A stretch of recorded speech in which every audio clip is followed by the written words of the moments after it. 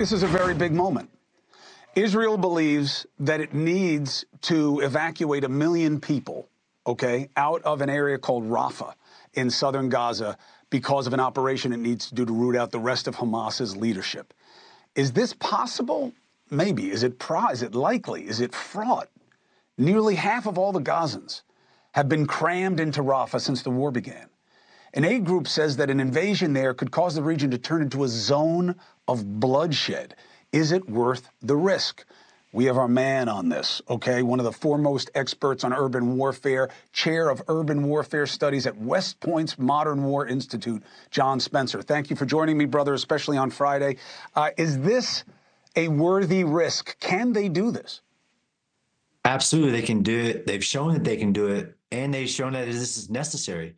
I mean, Hamas, all the hostages, the 2 remaining battalions, out of all they thought it was impossible to do to dismantle Hamas, there's 2 battalions left who are using 1 million people as their shields.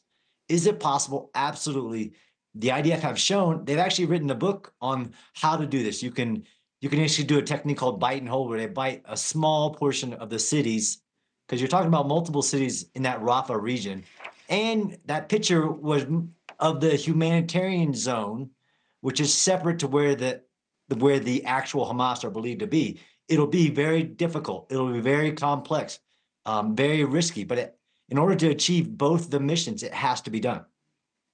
What if they won't go? They don't trust the IDF. They don't want to leave. They've heard bad stories. Hamas is influencing them to stay. Then what? Do you have to stall the operation? That's a tough one, Chris. So no, of course, the timeline is based on how many civilians are in the area. Like we've seen, drop flyers, make calls, use loudspeakers, set up smaller areas, hand out your maps, things that no military has done in the history of this type of operation. If they're still in the environment, they're at greater risk. But one of the greatest ways you tell where Hamas is, Chris, you know what that is you enter the environment and they shoot at you. So that's one of the ways. So the timeline here is the faster this is done, the quicker the hostages come back, and the sooner Gaza can be rebuilt for the Palestinian people. You say that a little bit of my concern is a function of an estimate of how many people we're talking, like 1 million or more. You say you're not sure about the numbers. Why not? Right, because just like, lies, damn lies, and statistics, people are talking an aggregate of southern Israel, right? So there's only 2.2 million people in Gaza. It's to say that there's I've seen earlier today 1.5 million now in that area. Yeah, the humanitarian zone that was established has a great population, but you're also talking about that whole southern area of Gaza.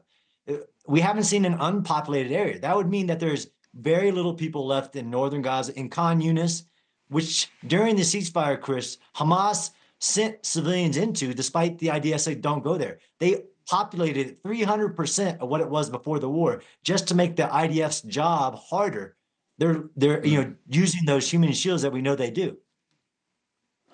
I got to tell you, I know people will say it's not practical, but the safest thing to do would be to move them across the border into the Israeli side, because they're going to be safe there. You're not going to bomb there.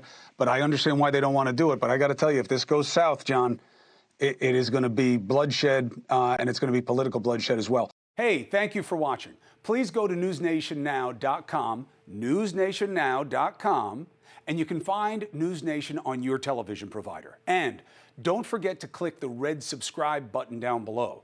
Then you will get more of NewsNation's fact-driven coverage.